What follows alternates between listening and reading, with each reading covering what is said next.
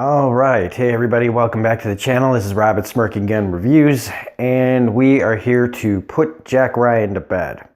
So, both Ozark Season 2 and Jack Ryan were meant to be shows that I did episode to episode, but then I got sick. And so I didn't have the time to pretty much do anything. I've had to just now start getting back to normal.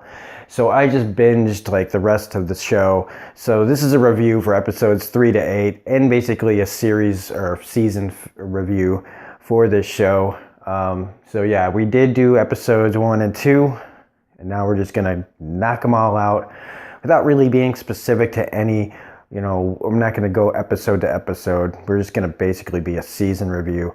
So anyway, spoilers if you haven't seen this.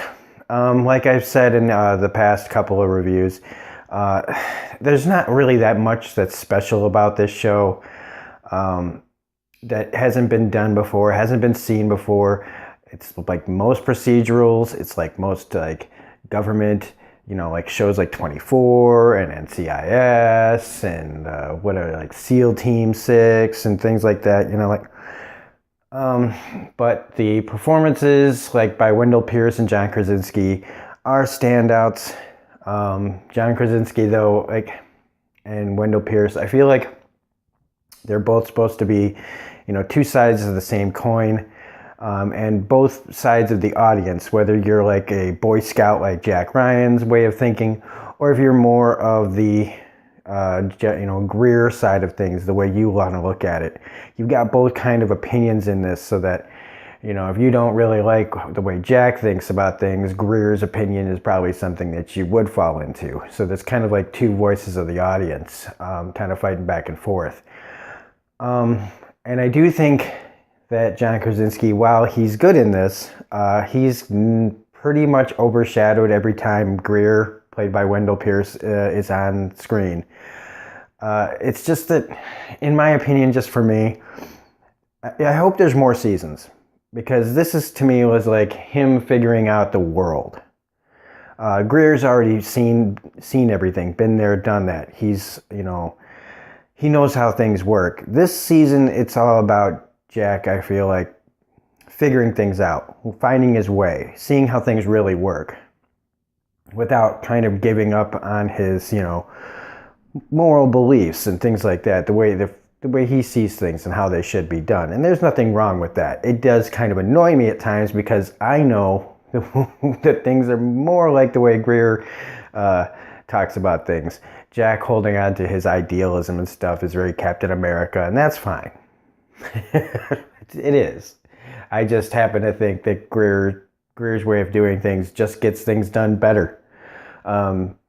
Jack, just constantly standing up to the other people in the room, trying to make sure that they get the kid. There's nothing wrong with that. It's just, I don't know. It's just still, it shows how naive he is. But it's good. It's good that he's a good guy.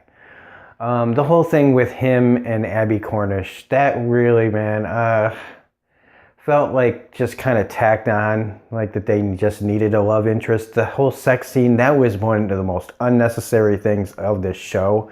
Look, Abby Cornish is a beautiful girl. I don't mind looking at her, but it just didn't, feel like it needed to be here.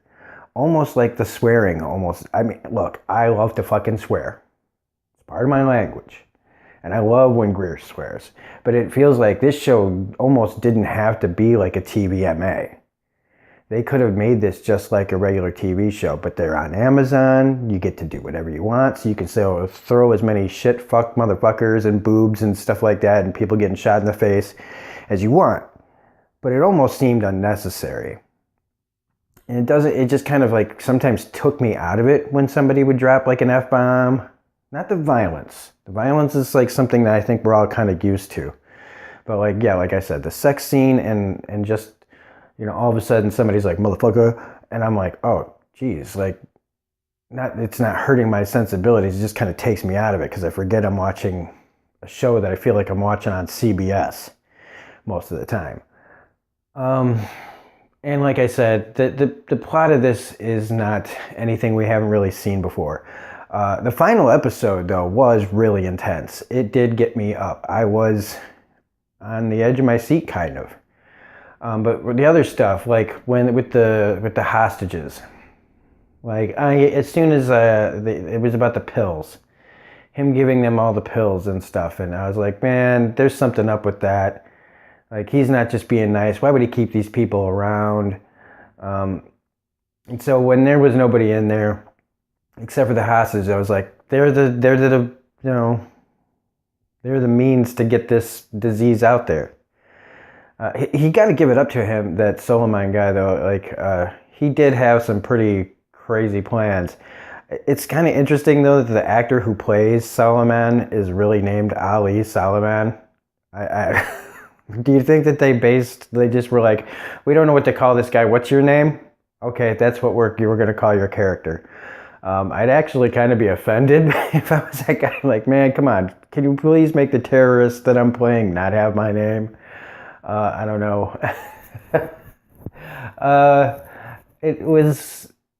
Let's see, what else do we have here? Like, the whole thing with the wife, I thought was pretty good for the most part. The fact that the kids are the ones that lead the dad, lead Suleiman to, like, know that they're alive and in America. The whole plan at the end. Okay, so the hospital has the president and other people in it. How the fuck is that hospital not on, like, severe lockdown for anyone? How would, like, 4 Middle Eastern guys walk in? I know there was a bomb and they're supposed to just walk through with the chaos, but everything should have been diverted somewhere else. The fact that the president was in a hospital that this could happen in just seemed completely unbelievable to me. Just completely unbelievable. But, you know, it's a fucking TV show, so whatever. But that really just kind of messed with me too. But it did tie up nicely.